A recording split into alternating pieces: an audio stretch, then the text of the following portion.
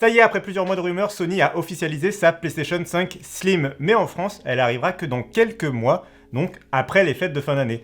Alors du coup, on se pose une question, est-ce qu'il faut attendre avant de craquer pour une PlayStation 5 Slim ou est-ce qu'il faut tout de suite sauter sur l'occasion si à la fin de l'année, il y a des petites promos sur la PlayStation 5 actuelle? On va voir ça. Alors déjà, quoi de neuf avec cette nouvelle PlayStation 5 Slim? Alors bien sûr, il y a la taille qui a été réduite, ça c'est assez visible. Alors pas trop visible sur les images que Sony a dévoilées au début, mais il y a des petits malins sur internet qui ont fait des comparos en partant du lecteur Blu-ray, qui a la même taille évidemment sur les deux consoles, et donc on peut se rendre compte vraiment de à quel point la PlayStation 5 elle a été miniaturisée. Et ça, c'est assez bienvenu parce que la PlayStation 5 depuis 2020, on l'a dit dans plein de vidéos, bon, elle est un peu encombrante, elle est quand même assez visible dans votre salon, il faut quand même bien prendre de la place dans son meuble télé pour pouvoir intégrer sa PlayStation 5 et qu'elle se fasse un petit peu oublier. Là, avec la PlayStation 5 Slim, ce sera beaucoup plus simple, en tout cas on l'espère. Elle est toujours un peu plus imposante que la Xbox Series X, ça c'est un peu dommage, mais là on voit quand même que Sony a fait des vrais efforts pour réduire la taille de sa console. Pour autant, même si la taille de la console a été réduite, c'est toujours exactement la même PlayStation 5 que l'on connaît depuis 2020, donc les mêmes performances, la même puce, tout est pareil. D'ailleurs, c'est pas non plus une console qui est beaucoup plus performante, par exemple, qu'en 2020. Il n'y a pas eu de gain ou d'amélioration de ce côté-là, si ce n'est un petit gain de stockage, puisque la capacité de la PlayStation 5 passe de 800 Go à peu près à 1 Teraoctet de stockage, donc ça permet d'installer quelques jeux supplémentaires. C'est pas une révolution, mais voilà, il y a un petit gain de ce côté-là.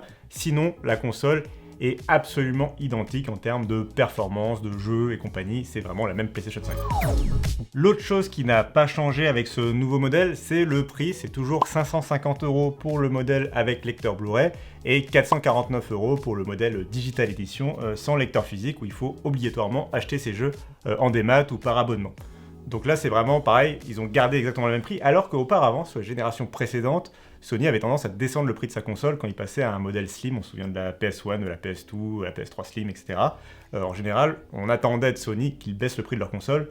Là, il faut voir que, à mon avis, c'est pas trop dans les mains de Sony pour le coup. C'est pas qu'ils ont voulu gagner plein d'argent avec leur nouvelle console.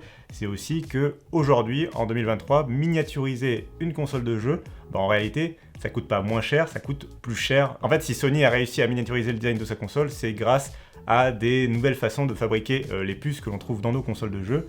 Et ces nouvelles façons de fabriquer des puces dans nos consoles de jeux, elles sont de plus en plus chères, surtout que tout le monde se les arrache. Parce que Sony, là, quand ils achètent leurs puces pour la PlayStation 5, ils sont en concurrence avec Apple, puisque par exemple la puce de l'iPhone 15 Pro, c'est exactement le même fabricant, c'est TSMC, qui va fabriquer la puce, donc ils sont en compétition. La loi de l'offre et de la demande joue son rôle, et donc du coup, Apple va comme ça s'accaparer une partie de la production des puces, et donc Sony, ils n'ont plus grand chose à faire avec, donc ça leur coûte très cher, ça coûte très cher de faire une PS5 Slim, et donc ils ne pouvaient pas trop, pour le coup, se permettre de baisser le prix. Là où Sony a pu faire des économies, en revanche, c'est sur la question du lecteur Blu-ray, puisque sur ce nouveau design, le lecteur Blu-ray devient amovible. En fait, ça permet à Sony de ne produire qu'un seul modèle de PlayStation 5 en usine, en fait c'est la Digital Edition qui est produite en série, et puis il le propose en deux packaging, soit avec le lecteur Blu-ray déjà connecté, soit sans le lecteur Blu-ray. Mais du coup, en termes d'usine et de production et d'acheminement, c'est beaucoup plus simple en termes de logistique pour Sony de produire sa PlayStation 5 avec ce nouveau modèle Slim.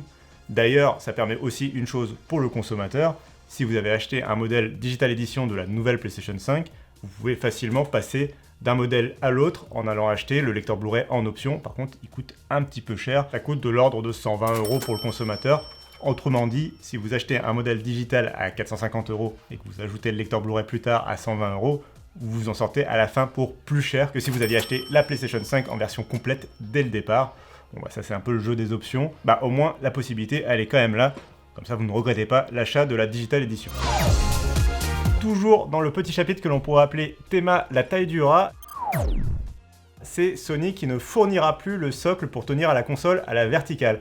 Alors dans toutes les images marketing de Sony concernant sa PlayStation 5 Slim, elle se tient verticalement, mais en réalité, pour le faire tenir verticalement, il faudra acheter un socle en option. Ça sera quand même facturé 30 €, donc si vous voulez faire tenir la console comme sur les images marketing de Sony, ça va vous coûter 30 €. Ce socle, il était complètement offert et intégré au design de la PlayStation 5 de base, mais avec le nouveau format Slim, il devient en option. La seule chose qui est intégrée, c'est le fait de pouvoir la poser à l'horizontale. Et d'ailleurs, la version horizontale de la PS5, on voit sur quelques images de Sony que c'est un peu cheapos, c'est une sorte de pied en plastique transparent qui permet de tenir la console à l'équilibre, mais sinon, voilà, c'est pas ouf comme solution. Allez, deux derniers petits points à aborder sur ce nouveau modèle de PlayStation 5 Slim, même s'il n'apporte pas vraiment ce nom officiellement, c'est juste la PlayStation 5. Eh bien, il y a d'un côté le fait qu'en façade, vous ne retrouverez plus que des ports USB-C, c'est un peu la mode cette année avec le passage de l'iPhone 15 à l'USB-C.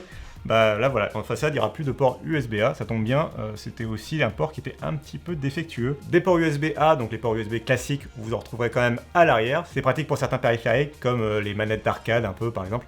Mais c'est vrai que pour les nouvelles manettes, les nouveaux périphériques, les nouveaux SSD et compagnie, l'USB-C fait très bien le taf, donc on comprend pourquoi Sony a fait ce changement. L'autre point, c'est un point d'intégration pour l'instant, c'est le fait que dans le communiqué de presse officiel de Sony, il n'y a jamais mention du port SSD, ce fameux port qu'on retrouve sur la PS5 et la PS5 Digital Edition de 2020, et qui permet de rajouter du stockage interne à la console. C'était quand même une fonctionnalité très pratique parce que ça permettait d'acheter n'importe quel SSD pour PC qui était quand même assez performant. Il fallait un certain niveau de vitesse de lecture. Je vous revois à la vidéo qu'on avait tournée sur le sujet qui vous indique tout comment faire pour installer le SSD dans votre console. Mais en gros, ça permettait de rajouter facilement 1 Tera, 2 Tera et plus de stockage dans sa PS5 pour quelques centaines d'euros.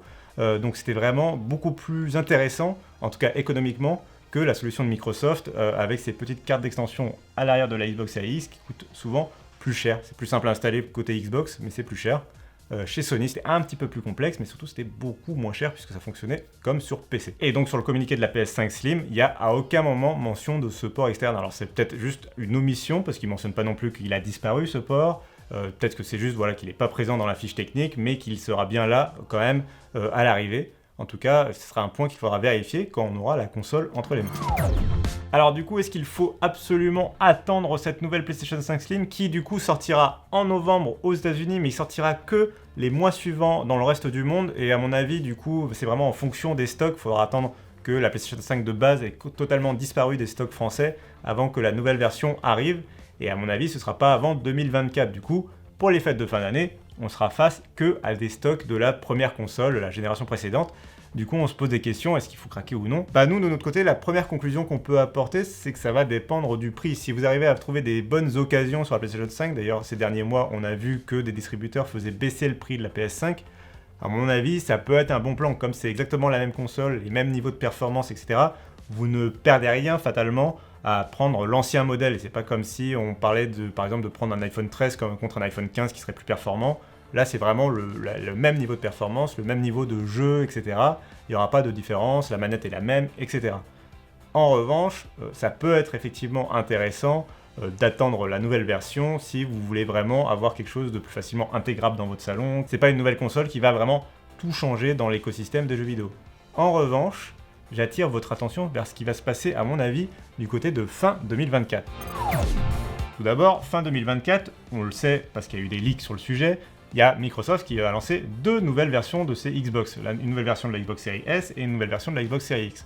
Ça, on le sait grâce à des fuites, donc c'est un projet qu'ils ont en cours. Évidemment, d'ici à fin 2024, leurs plans peuvent changer, ils peuvent faire évoluer leur stratégie, donc on ne peut pas totalement affirmer que ces consoles arriveront sur le marché. Tout peut arriver avant ce moment-là, mais du coup, voilà, il est peut-être sage d'attendre fin 2024 pour voir vraiment ce que Microsoft peut annoncer.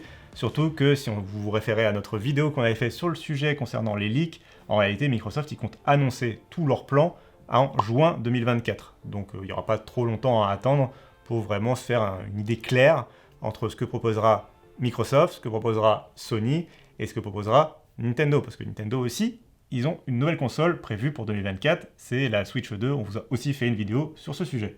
Et on a vraiment des raisons de penser que Sony va proposer une nouvelle PlayStation 5 à la fin de l'année 2024 grâce aux sources de Tom Henderson. Donc là vous voyez, vous avez une même source qui a annoncé comme ça, il y a des mois déjà de ça, une PlayStation 5 Slim, un PlayStation Portal et le PlayStation 5 Pro. Et vous en avez 2 sur 3 qui ont été validés depuis. Donc on a des raisons de croire que du coup, probablement que la PlayStation 5 Pro est effectivement dans les cartons.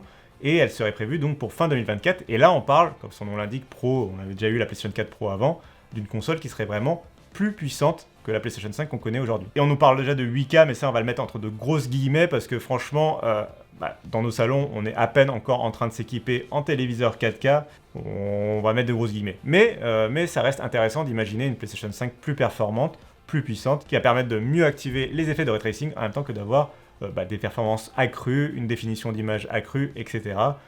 Bref, ça peut être une console qui peut être assez intéressante. Il faudra voir à quel prix elle sera proposée, sachant qu'en face, a priori, Microsoft, ils ont donc une nouvelle Xbox Series X qui, elle, ne sera pas plus puissante. Donc on aura vraiment peut-être un match assez intéressant à suivre entre deux choix stratégiques très différents. D'un côté un simple refresh du côté de chez Xbox, et de l'autre une console vraiment plus puissante.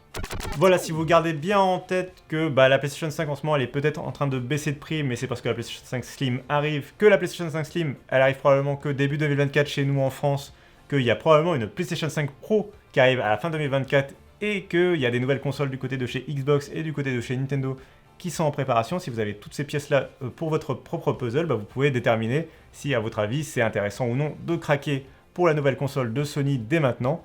En tout cas, je pense qu'on a fait assez bien le tour du sujet. Dites-nous dans les commentaires si vous avez évidemment des questions supplémentaires que l'on aurait oublié d'aborder. On se fera un plaisir d'y répondre. N'oubliez pas de vous abonner, de nous suivre sur tous les réseaux sociaux évidemment. Même on est sur Blue Sky maintenant. Et moi je vous dis à bientôt sur Frandroid.